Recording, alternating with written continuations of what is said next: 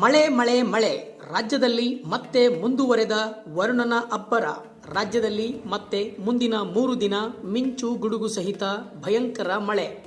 ಹವಾಮಾನ ಇಲಾಖೆಯಿಂದ 9 ಜಿಲ್ಲೆಗಳಿಗೆ ಯೆಲ್ಲೋ ಅಲರ್ಟ್.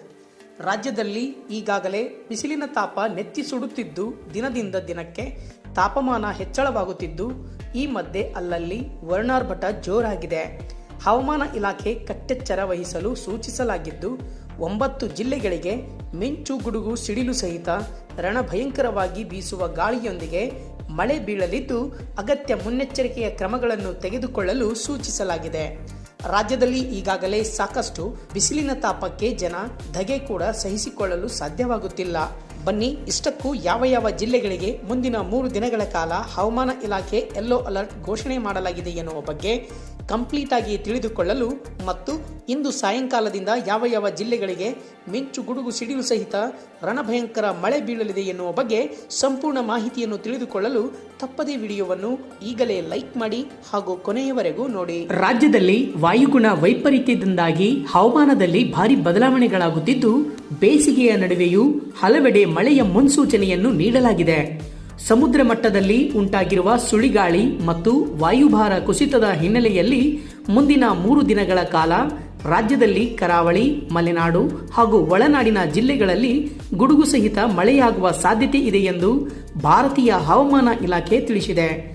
ಉತ್ತರ ಪ್ರದೇಶದಿಂದ ದಕ್ಷಿಣ ತಮಿಳುನಾಡಿನವರೆಗೆ ವಿದರ್ಭ ಮೂಲಕ ಹಾದು ಹೋಗಿರುವ ವಾಯುಭಾರ ಕುಸಿತವು ಸಮುದ್ರ ಮಟ್ಟದಿಂದ ಸುಮಾರು 0.9 ಕಿಲೋಮೀಟರ್ ಎತ್ತರದಲ್ಲಿ ಸಕ್ರಿಯವಾಗಿದೆ.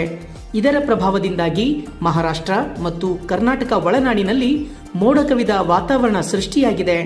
ಇದರೊಂದಿಗೆ ಕೇರಳ ಮತ್ತು ಕರ್ನಾಟಕದ ಕರಾವಳಿ ತೀರದಲ್ಲಿ 1.5 ಕಿಲೋಮೀಟರ್ ಎತ್ತರದಲ್ಲಿ ಮತ್ತೊಂದು ವಾಯುಭಾರ ಕುಸಿತ ಕಂಡುಬಂದಿದ್ದು ಮರಾಠವಾಡದ ಭಾಗದ ಸುಳಿಗಾಳಿ ದುರ್ಬಲಗೊಂಡಿದ್ದರೂ ರಾಜ್ಯದ ಹಲವೆಡೆ ಮಳೆ, ತೇವಾಂಶ ಮತ್ತು ಮಂಜಿನ ವಾತಾವರಣ ಮುಂದುವರಿಯಲಿದೆ ಎಂದು ವರದಿ ಹೇಳಿದೆ. ಎಲ್ಲೆಲ್ಲಿ ಮಳೆ? ಮುಖ್ಯವಾಗಿ ಕೊಡಗು, ಚಾಮರಾಜನಗರ, ಶಿವಮೊಗ್ಗ, ಚಿಕ್ಕಮಗಳೂರು ಮತ್ತು ಮೈಸೂರು ಜಿಲ್ಲೆಗಳಲ್ಲಿ ಮಿಂಚು ಹಾಗೂ ಗುಡುಗು ಸಹಿತ ಸಾಧಾರಣ ಮಳೆಯಾಗುವ ಸಂಭವವಿದೆ. ಕರಾವಳಿ ದಕ್ಷಿಣ ಕನ್ನಡ ಜಿಲ್ಲೆಯಲ್ಲಿ ಅಲ್ಪ ಪ್ರಮಾಣದ ಮಳೆಯ ನಿರೀಕ್ಷೆ ಇದ್ದರೆ ಉತ್ತರ ಕನ್ನಡ ಮತ್ತು ಉಡುಪಿ ಭಾಗದಲ್ಲಿ ಮಂಜಿನ ವಾತಾವರಣ ಇರಲಿದೆ. ಉತ್ತರ ಕರ್ನಾಟಕದ ಬಾಗಲಕೋಟೆ, ಧಾರವಾಡ ಮತ್ತು ಗದಗ ಜಿಲ್ಲೆಗಳಲ್ಲಿ ಗಂಟೆಗೆ 30 ರಿಂದ 40 ಕಿಲೋಮೀಟರ್ ವೇಗದಲ್ಲಿ ಬಿರುಗಾಳಿ ಬೀಸುವ ಸಾಧ್ಯತೆ ಇದೆ. ಮಳೆಯ ಮುನ್ಸೂಚನೆಯ ನಡುವೆಯೂ ರಾಜ್ಯದ ಹಲವೆಡೆ ತಾಪಮಾನ ಏರಿಕೆಯಾಗುತ್ತಲೇ ಇದ್ದು ಬಿಸಿಲ ಬೇಗೆ ಜನರನ್ನು ಹೈರಾಣಾಗಿಸಿದೆ. ಕಲಬುರಗಿ ಜಿಲ್ಲೆಯಲ್ಲಿ ಗರಿಷ್ಠ 41 ಡಿಗ್ರಿ ಸೆಲ್ಸಿಯಸ್ ತಾಪಮಾನ ದಾಖಲಾಗಿದ್ದರೆ ವಿಜಯಪುರದಲ್ಲಿ 40 ಡಿಗ್ರಿ ಸೆಲ್ಸಿಯಸ್ ಉಷ್ಣಾಂಶ ಕಂಡುಬಂದಿದೆ. ರಾಯಚೂರು ಮತ್ತು ಕೊಪ್ಪಳ ಭಾಗದಲ್ಲಿ ತಾಪಮಾನ 39 ಡಿಗ್ರಿ ಸೆಲ್ಸಿಯಸ್ ಆಸುಪಾಸಿನಲ್ಲಿದೆ. ರಾಜಧಾನಿ ಬೆಂಗಳೂರಿನಲ್ಲಿ ಒಣ ಹವಾಮಾನ ಮುಂದುವರಿಯಲಿದ್ದು ಸಂಜೆಯ ವೇಳೆಗೆ ಮಂಜು ಮುಸುಕಿದ ವಾತಾವರಣವಿರಲಿದೆ.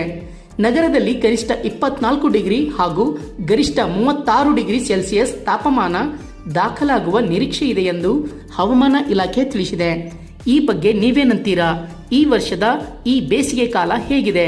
ನಿಮ್ಮ ಜಿಲ್ಲೆ ಯಾವುದು ಅಂತ ನಮಗೆ ಕಮೆಂಟ್ ಮಾಡಿ ಹಾಗೂ ನಿಮ್ಮ ಜಿಲ್ಲೆಯ ಹವಾಮಾನದ ಬಗ್ಗೆ ಮುಂದಿನ ವಿಡಿಯೋಗಳಲ್ಲಿ ನಾವು ತಿಳಿಸಲಾಗುವುದು. ಹಾಗಾಗಿ ಈ ಮಾಹಿತಿ ನಿಮಗೆ ಇಷ್ಟ ಆಗಿದ್ರೆ ಲೈಕ್ ಮಾಡಿ, ಶೇರ್ ಮಾಡಿ, ಕಮೆಂಟ್ ಮಾಡಿ, ಸಬ್ಸ್ಕ್ರೈಬ್ ಆಗೋದನ್ನ ಮಾತ್ರ ಮರಿಬೇಡಿ. Thank you for watching.